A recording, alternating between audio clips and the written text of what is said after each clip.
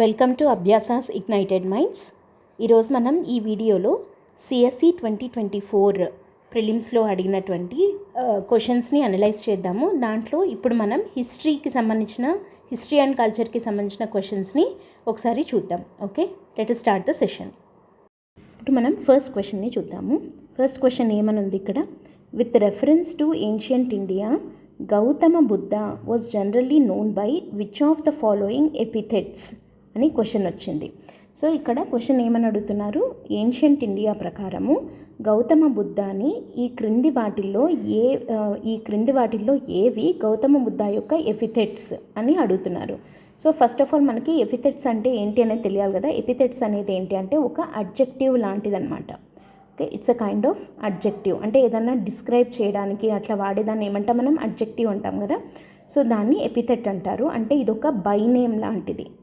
By name in the sense, for example ఎలా చెప్పచ్చు అంటే, ఇప్పుడు Ashoka the great, Alexander the great అట్లా అంటారు కదా. అంటే ద గ్రేట్ అని ఏదైతే ఉందో అది పేరుతో కలిపి అనేస్తాం కదా. సో అట్లాంటిది ఇప్పుడు ఛత్రపతి శివాజీ అట్లా అంటారు కదా. సో అట్లా అంటే బై నేమ్ అంటే పేరుతో పాటి వచ్చేది ఏంటి అంటే ఎపిథెట్ అనమాట. సో అట్లా క్రింది వాటిల్లో గౌతమ బుద్ధ యొక్క ఎపిథెట్ ఏది? With reference to the ancient India Gautam Buddha was generally known by which of the following epithets అని అడుగుతున్నారు. Select the correct answer code using the code given below అని ఇచ్చారు. సో ఏమేమి ఇచ్చారు ఎపిథెట్స్ ఇక్కడ? ఫస్ట్ వన్ వచ్చేసి నాయపుత్త, రెండోది వచ్చేసి సాక్యముని, మూడోది వచ్చేసి తథాగత. సో ఈ మూడిట్లో గౌతమ్ బుద్ధ యొక్క ఎపిథెట్స్ ఏంటి అని.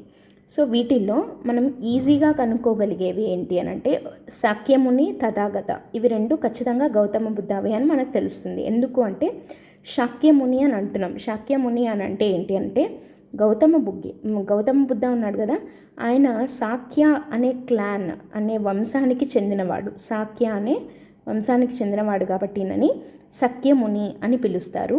అండ్ తథాగత అని అంటే ఎలా వచ్చాడో అలాగా వెళ్ళిపోయాడు అని అర్థం అనమాట. తథాగత అంటే వచ్చాడు, the one who has come and the one who has gone, Tathagata అంటే అర్థం.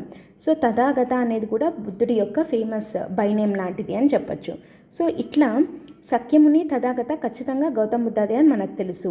అండ్ ఈ నాయపుత్త అంటే ఇక్కడ మనకి ఈ ఆప్షన్స్ని బట్టి కూడా చూద్దాం. ఇప్పుడు 1 ఓన్లీ అయితే ఖచ్చితంగా కాదు, ఎందుకంటే 2 ఉండాలి, 3 ఉండాలి. సో ఇక్కడేమో 2 and 3 ఓన్లీ ఉంది, 1, 2 and 3 ఉంది. And none of the above are epithets of Gautam Buddha అనేది కూడా ఖచ్చితంగా కాదు. సో ఇప్పుడు ఈ రెండిట్లో ఉన్నాం మనం. అంటే నాయపుత్త అనేది ఎపిథెట్ ఆఫ్ బుద్ధానా కాదా అనేది తెలియాలి. సో ఇది బుద్ధ యొక్క ఎపిథెట్ కాదు. ఎందుకు అనంటే నాయపుత్త అనేది ఎవరి యొక్క ఎపిథెట్ అంటే వర్ధమాన మహావీర యొక్క ఎపిథెట్. అంటే ఆయన యొక్క నేమ్స్లలో ఒక పేరు. అంటే మనకి early Jain and Buddhist literature ప్రకారము మహావీరాన్ని ఇంకేమేం పేర్లతో పిలుస్తారు అంటే నాయపుత్త అని, ముని అని, శ్రమణ అని, నిగ్రంథ అని, బ్రాహ్మణ్ అని, భాగవాన్ అని, తర్వాత ఇంకేమని పిలుస్తారు, తీర్థంకర అని చెప్పి, కల్పసూత్రాస్ ప్రకారం ఈయనను మహావీర అంటారు. సో ఇట్లా రకరకాల పేర్లతోటి పిలుస్తుంటారు. యాక్చువల్గా ఆయన పేరేంటి, వర్ధమాన కదా. వర్ధమాన అంటే ద వన్ హూ గ్రోస్, అంటే పెరుగుతూ ఉండేవాడు.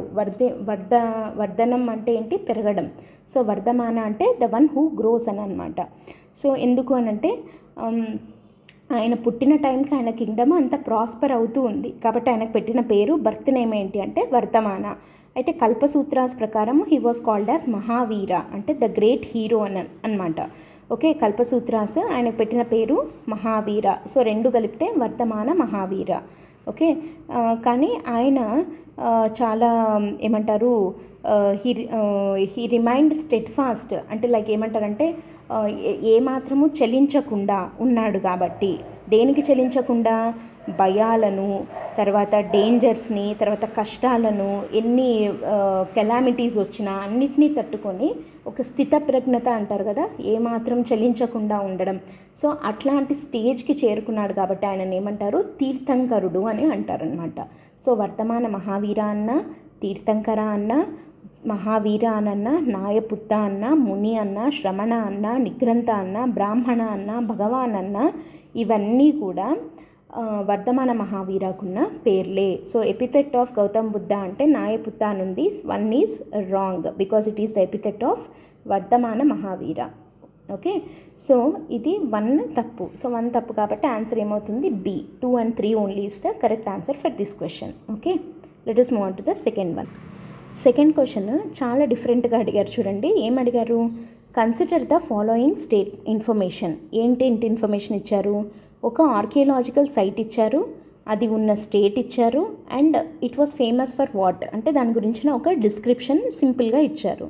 సో ఈ 3 మనం చూసుకోవాలి. అంటే మూడిట్లో ఏ ఒకటి అంటే సైట్ స్టేట్ మ్యాచ్ అయ్యి దాని డిస్క్రిప్షన్ మ్యాచ్ అవ్వకపోయినా అది రాంగే, అండ్ సైట్ డిస్క్రిప్షన్ మ్యాచ్ అయ్యి స్టేట్ మ్యాచ్ అవ్వకపోయినా రాంగే, స్టేట్ డిస్క్రిప్షన్ మ్యాచ్ అయ్యి సైట్ మ్యాచ్ కాకపోయినా కూడా అది మొత్తం రాంగే అవుతుంది. సో ఇప్పుడు మనకి 4 ఇచ్చారు. 4లలో in which of the above rows is the given information correctly matched అంటే పుట్టిన కొడుకు ఘటోత్కచుడు. So the reunion of Bhima and his son Ghatotkacha was written in this play, that is Madhyama Vyayoga. So ఆ మధ్యముడి గురించి రాసినది కాబట్టి దాన్ని మధ్యమ వ్యాయోగ అని అంటారు. అండ్ థర్డ్ వన్ వచ్చేసి దూత ఘటోత్కజ అంటే ఘటోత్కచుడు దూతలాగా వెళ్ళడం, ఘటోత్కజ యాజ్ అ ఎన్వాయ్ వెళ్ళిండేది Duta Ghatotkacha. And next one Dutavakyam. Dutavakyam అని అంటే ఏంటి? ద ఎన్వాయిస్ మెసేజ్, ఆ దూత చెప్పిన మాట ఏంటి అనేది దూతవాక్యం. అండ్ ఊరుభంగ. ఊరుభంగ అంటే ఊరువులు అని అంటే తొడలు, ఊరువులు అంటే తొడలు అనమాట సాంస్క్రిట్లో. సో ఊరుభంగ అంటే ద బ్రోకెన్ థై అని, థైజ్ అంటాం కదా ఇంగ్లీష్లో. సో తొడలను విరగ్గొట్టడం, దుర్యోధనుడిని తొడలను విరగ్గొడతారు కదా, సో అది ఊరుభంగ అంటే. తర్వాత కర్ణభారం, కర్ణుడి యొక్క బర్డన్, కర్ణుడి మీద ఉన్న బర్డన్ ఏంటి అది. అండ్ తర్వాత Harivamsam. Harivamsam is about the story of lord Krishna. ఓకేనా. సో ఈ హరివంశం అనేది కృష్ణుడే మెయిన్ థీమ్గా రాసినటువంటి ఫస్ట్ సాంస్క్రిట్ ప్లే అని చెప్పి చెప్తూ ఉంటారనమాట ఈ హరివంశంని. ఓకే, సో దీన్ని బేస్ చేసుకొని కాళిదాసు హరివంశం వచ్చింది అని కూడా చెప్తూ ఉంటారు. సో ఇక్కడ వీటిల్లో భాష రాసినటువంటిది ఏది అని అంటే మనకి ఆన్సర్ ఏమవుతుంది? మధ్యమ వ్యాయోగ అనేది కరెక్ట్ ఆన్సర్ అవుతుంది. ఇంకా మిగతా ఆప్షన్స్ కూడా ఒకసారి మనం చూద్దాము, అవి ఎందుకు కాదు, అది ఎవరు రాశారు అనేది చూద్దాం. ఈసారి కాకపోయినా మనకి నెక్స్ట్ టైం వీటి మీద ఏదైనా క్వశ్చన్ వచ్చినప్పుడు మనం ఆన్సర్ చేయగలుగుతాం కదా. సో ఫస్ట్ ఆప్షన్ ఏమనుంది? ఆప్షన్ ఏ ఏమనుంది? కావ్యాలంకార అని ఉంది కదా. ఈ కావ్యాలంకార అనే దాన్ని భమహ అనే ఆయన రాశాడనమాట. కావ్యాలంకార అంటే it's all about ornaments of poetry, అంటే ఒక పొయట్రీ ఎలా ఉండాలి అనే దాని గురించి రాసిన book Kavyalankara. Okay, and next one Natyashastra. Natyashastram మనకు అందరికీ తెలిసిందే. It is a detail treatise అంటే ఒక హ్యాండ్ బుక్ లాంటిది అనమాట. దేని గురించి? క్లాసికల్ థియేటర్ ఫామ్ గురించి, డ్రామాటిక్ ఆర్ట్ గురించి రాసిన బుక్కే నాట్యశాస్త్రం. ఈ నాట్యశాస్త్రం రాసిండేది ఎవరు?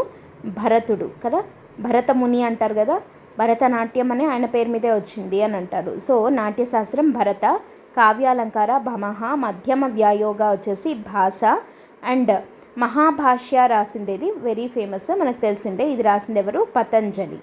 పతంజలి మహాభాష్య. ఇది కూడా గ్రామర్కి సంబంధించిన బుక్, పతంజలి మహాభాష్య. ఈ 4 ఆప్షన్స్ ఇచ్చి మనకి భాష రాసిండేది ఏది అని అడిగారు. ఆన్సర్ వచ్చేసి సి అవుతుంది. మధ్యమ వ్యాయోగ ఇస్ ద కరెక్ట్ ఆన్సర్. ఓకేనా. అండ్ నెక్స్ట్ క్వశ్చన్కి వెళ్దాము.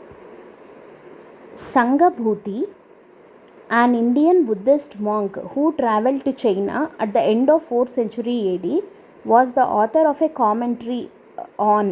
దేని మీద కామెంటరీ రాశాడు సంఘభూతి అనే ఆయన? ఎవరైతే ఈ సంఘభూతి ఎవరు అని అంటే ఒక Indian Buddhist monk who travel to China at the end of 4th century AD. సంఘభూతి రాసిన బుక్ ఏది అని చెప్పి అడిగారు అనమాట. దేని మీద కామెంటరీ రాశాడు అని అడిగారు. యాక్చువల్గా ఇక్కడ ఆప్షన్స్ ఏమిచ్చారు? ఒకటి వచ్చేసి ప్రజ్ఞాపారమిత సూత్ర, విశుద్ధిమగ్గ, శ్రవస్తివాద వినయ, లలిత విస్తార. ఇవి 4 ఆప్షన్స్ ఇచ్చారు మనకి. దాంట్లో మనకి ఫస్ట్ది వెరీ వెరీ ఫేమస్ మనకు తెలిసిండేదే ప్రజ్ఞాపారమిత సూత్ర. It was written by Acharya Nagarjuna. ఈ ప్రజ్ఞాపారమిత సూత్ర అనేది మహాయాన బుద్ధిజంకి వెరీ ఫేమస్ అనమాట.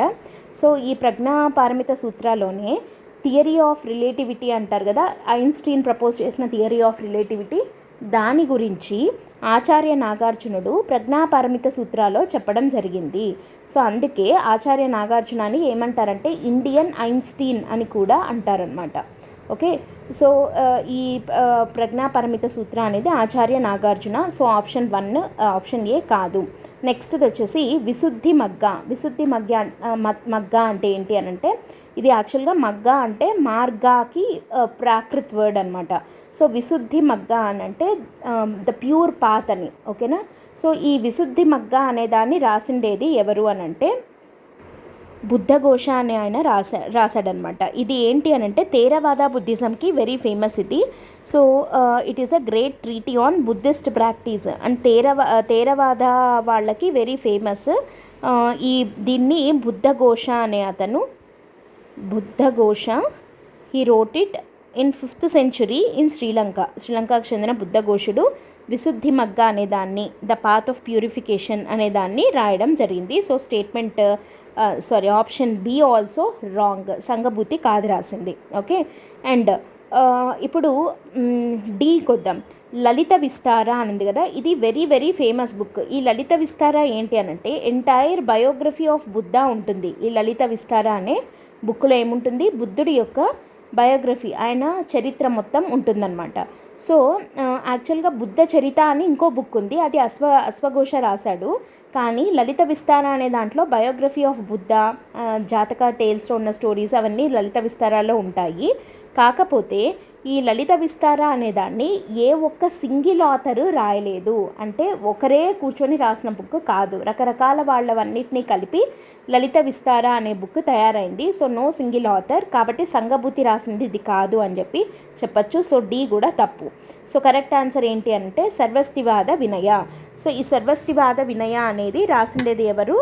సంఘభూతి అనే అతను. ఈ సంఘభూతి ఎవరు అంటే యాక్చువల్గా మనకి కుషానా ఎంపైర్ ఉన్న టైంలో కాశ్మీర్కి ఎప్పుడైతే బుద్ధిజం స్ప్రెడ్ అయిందో అప్పుడు నుంచి ఉన్నాడు ఈ సంఘభూతి అనే అతను. ఈ సంఘభూతి అనే బుద్ధిస్ట్ మాంక్ కాశ్మీర్కి చెందిన బుద్ధిస్ట్ మాంక్ అనమాట. ఈయన 4th century ADలో at the end of the 4th century AD he travel to China and settled there preaching Buddhism. And ఆయన రాసిండేదే శ్రవస్తివాద అనే ఒక సెక్ట్ ఆఫ్ బుద్ధిజం ఉంది కదా, దానికి సంబంధించిన రూల్స్, వాటిని సర్వస్తివాద వినయ అనే పేరుతోటి దాని మీద కామెంటరీని రాయడం జరిగింది. సో సంఘభూతి రాసిండేది ఏంటి అని అంటే Sarvastivada Vinaya. C is the correct answer for this question. ఓకేనా. నెక్స్ట్ మళ్ళీ కల్చర్కి సంబంధించిన క్వశ్చన్ ఒకటి వచ్చింది. Consider the following properties included in the world heritage list released by UNESCO అని చెప్పి Santiniketan, Rani ki Vav, sacred ensembles of Hoysalas, Mahabodhi temple complex at Bodhgaya. యాక్చువల్గా ఇంతవరకు చూసి వదిలేస్తే మనకి all 4 కరెక్ట్ అవుతుంది, ఎందుకంటే 4 కూడా యునెస్కో వరల్డ్ హెరిటేజ్ లిస్ట్లో ఇంక్లూడ్ అయి ఉన్నవే. కానీ ఏమడిగారు? How many of the above properties were included in 2023లో ఇంక్లూడ్ అయినవేవి? సేమ్ ఇందాక మనకి ఇంటాంజిబుల్ కల్చరల్ హెరిటేజ్ లిస్ట్లో ఏది లేటెస్ట్గా యాడ్ అయింది అంటే గర్భా డాన్స్ అని చెప్పుకున్నాం కదా. సో అట్లనే 2023లో యునెస్కో లిస్ట్లో యాడ్ అయినవేవి వరల్డ్ హెరిటేజ్ లిస్ట్లో అని అడిగారు. ఇక్కడ ఆన్సర్ ఏమవుతుంది? శాంతినికేతన్ ఒకటి, సేక్రెడ్ ఎన్సెంబుల్స్ ఆఫ్ హోయాసలాస్కి సంబంధించిన టెంపుల్స్ ఏవైతే ఉన్నాయో వాటిని మనకి చోళాస్వి గ్రేట్ లివింగ్ చోళా టెంపుల్స్ అన్న పేరుతో అయినట్టు హోయాసలాస్ వాటిని సేక్రెడ్ ఎన్సెంబుల్స్ ఆఫ్ హోయాసలాస్ అన్న పేరుతో ఒకటి, శాంతినికేతన్ వెస్ట్ బెంగాల్లో మన రవీంద్రనాథ్ ఠాగూర్ గారిది శాంతినికేతన్ ఉంది కదా. సో ఇవి రెండింటిని కూడా మనకి 2023లో లేటెస్ట్గా యాడ్ చేయడం జరిగింది లిస్ట్లో. అండ్ ఈ రాణి కీ వావ్ ఏదైతే ఉందో it was added in 2014 itself. And Mahabodhi temple Bodhgaya ఈ టెంపుల్ కాంప్లెక్స్ ఏదైతే ఉందో దీన్ని 2002లోనే వరల్డ్ హెరిటేజ్ లిస్ట్లో యాడ్ చేయడం జరిగింది. సో 2 and 4 తప్పవుతాయి. 2023లో యాడ్ చేసినవి Santiniketan and Hoysalas sacred ensembles మాత్రమే.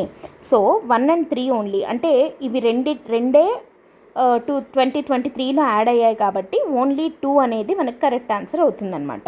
సో ఇవి ఓవరాల్గా మనకి యూపీఎస్సీ సివిల్ సర్వీసెస్ ప్రిలిమ్స్ 2024లో హిస్టరీ అండ్ కల్చర్కి సంబంధించిన క్వశ్చన్స్. నెంబర్ మనకి హిస్టరీ అండ్ కల్చర్ నుంచి ఈసారి చాలా తక్కువే అడిగారు. బట్ ఈ ట్రెండ్ ఇట్లాగే కొనసాగుతుంది అని మనం ఖచ్చితంగా చెప్పలేము, ఎందుకంటే మరీ ఇంత తక్కువ కాకపోయినా 2025 ప్రిలిమ్స్లో మీకు ఖచ్చితంగా అట్లీస్ట్ ఒక 12 to 15 క్వశ్చన్స్ దాకా మనము ఎక్స్పెక్ట్ చేయొచ్చు. అండ్ ఎక్కువ మనం ఈసారి క్వశ్చన్స్ చూసినట్టయితే ఎన్సీఆర్టీ బేస్డ్ క్వశ్చన్స్ అండ్ కల్చర్లో కూడా మనకి ఎలా అడిగారు, కరెంట్ అఫైర్స్ తోటి లింక్ చేసి లేటెస్ట్గా యాడ్ అయినవేవి అట్లా అడిగారు. సో మనం హిస్టరీని కూడా కొంచెం డైనమిక్గా ప్రిపేర్ అవ్వాల్సిన అవసరం ఉంది అని చెప్పి ఈ పేపర్ ద్వారా తెలుస్తుంది. ఓవరాల్గా అయితే ఈసారి పేపర్ మోడరేట్గానే ఉంది అని చెప్పుకున్నాం కదా. సో ఆల్రెడీ మీరు 2024 అటెంప్ట్ ఇచ్చిన వాళ్ళు మంచి స్కోర్స్ వస్తున్నట్టయితే సీసాట్ క్లియర్ అవుతుంది అన్న కాన్ఫిడెన్స్తో ఉంటే మీరు ఇమీడియట్గా మెయిన్స్కి ఆన్సర్ రైటింగ్ ప్రాక్టీస్ చేయడం స్టార్ట్ చేసేసేయండి. ఎందుకంటే ఆన్సర్ రైటింగ్ మీరు స్పీడ్ అనేది పికప్ చేయాలి ఎగ్జామ్లో అని అంటే మనకు మంచి ప్రాక్టీస్ అనేది ఉండాలి బిఫోర్ ఎగ్జామ్. సో ఏదైనా టెస్ట్ సిరీస్ ప్రోగ్రాంలో కానివ్వండి, ఆన్సర్ రైటింగ్ ప్రోగ్రాంలో, లేదా మన ఎల్టీఎక్స్ క్లాసెస్లో మెంటర్షిప్ ప్రోగ్రాంలో కానివ్వండి మీరు జాయిన్ అయ్యి మీ ఆన్సర్స్ని ఇంప్రూవ్ చేసుకోండి, కరెక్షన్ చేయించుకోండి సీనియర్స్ చేత, ఇంకా పీర్స్ మీ ఫ్రెండ్స్ ఎవరైతే ఉంటారో వాళ్ళ చేత కరెక్షన్ చేయించుకుంటూ ఉండండి. అండ్ ఒకవేళ మీరు ఈసారి అటెంప్ట్ ఇవ్వకపోయినా లేదా అనుకున్న మార్క్స్ మీకు రాకపోయినా కానీ ఏమీ ఫీల్ అవ్వకండి. 2025 అటెంప్ట్ ఇంకా మంచిగా ప్రిపేర్ అయ్యి బాగా రాయండి. All the best for everyone. Thanks for listening. All the best. By.